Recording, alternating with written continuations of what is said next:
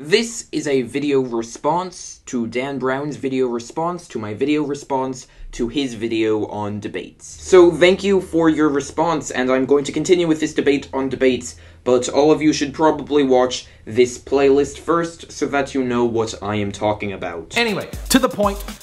Politics. I don't think the debates should matter so much. It is kind of interesting to see them interacting with each other in real time, unscripted. I think it really does shed a little bit of light on who they are. That is true, but I think the problem is that at the time of the debates, a lot of people are already decided. So they don't really serve as much of a purpose in educating people as they potentially could. It's just a nice little bit of fighting before the elections. And for those few undecided voters, the debates are really fresh in their minds when they're at the voting booth. They're often what make the undecided voters decide. And although it's good to see the candidates uncontrolled and unscripted, I don't think it's as important as their actual views on the issues. So we should definitely still have debates, but I don't think they should play such an important role in the elections. Also, I don't think the debates are quite as unscripted as we like to think. They rehearse, they know what they want to say. The debates are more of a matter of fitting in everything that they want to get across, but more on that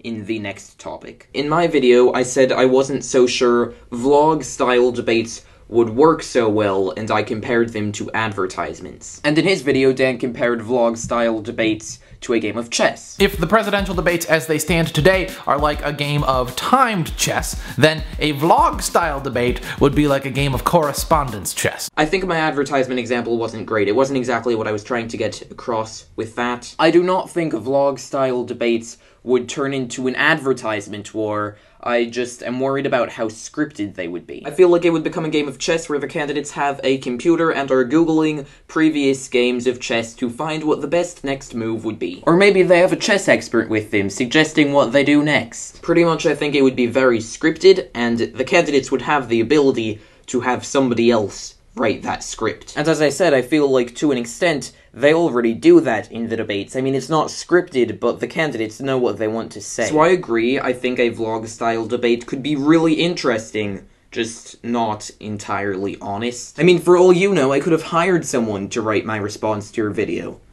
I did not do that, but I could have. And then Dan responded to my complaints about the two-party system. The thing that gets me when people hoot and holler about the two-party system in America is that they tend to hoot and holler as though there's some sort of authority that decides how many parties there should be. It doesn't work that way. The American people are that authority. Again, I think that's kind of true. For there to be more political parties, the people do have to form them, but with America's system, I think that would be extremely difficult to do. First of all, back to the debates. There are two major parties in those debates, never more than that, so for there to be a third party, the debates would have to be less important. And then another reason a third major party would be very difficult to form is the Electoral College voting system. People want their vote to matter, and currently there are two main parties. And people feel like if they vote for someone outside of those parties and the rest of their state isn't going to, their vote isn't really going to matter towards the actual election. And if a third major party rose to the top, that would mean 1/3 of America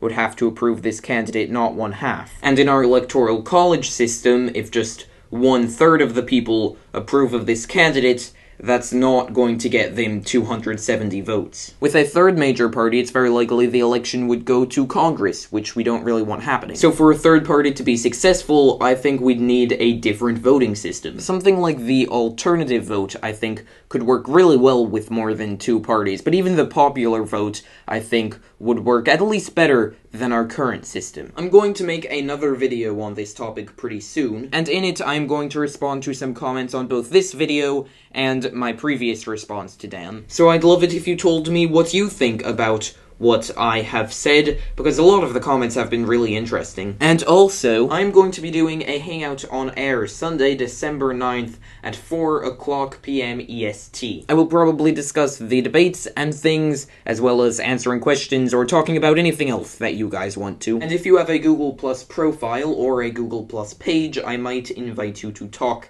and stuff. So hopefully that'll be fun. Bye.